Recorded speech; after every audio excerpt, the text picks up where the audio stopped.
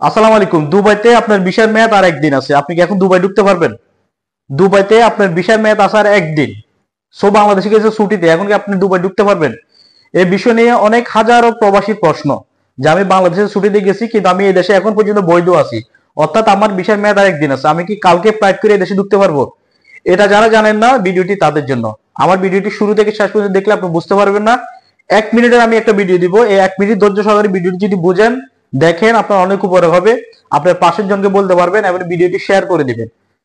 যারা দুবাইতে রেসিডেন্স আছেন, অর্থাৎ এই দেশে বৈধ আছেন, আপনি বাংলাদেশে গেছেন ছুটিতে, কিন্তু আপনার ভিসার মেয়াদ আরেকদিন আছে, আপনি বিভিন্ন কারণবশত বা কোনো সমস্যার কারণে আসতে পারেন নাই, বাংলাদেশে ছিলেন, কিন্তু আপনার ভিসার মেয়াদ একদিন থাকা অবস্থার মধ্যে আপনি এই দেশে ঢুকতে পারবেন। ভিডিওটা একটু ভালোভাবে বুঝেন। যারা ছুটিতে গেছেন দেশে, কিন্তু আপনার এই দেশে বৈধ আছেন, কিন্তু আপনার ভিসার মেয়াদ আর একদিন আছে এই দেশে, অর্থাৎ বৈধ আর একদিন আছে, কিন্তু তার আগের দিনও আপনি টিকিট করে এই দেশে ঢুকতে পারবেন, অর্থাৎ আপনার ভিসার মেয়াদ থাকা অবস্থার মধ্যে আপনি দেশে ঢোকার পারমিশন আছে। আশা করি ভিডিওটি বুঝতে পারছেন।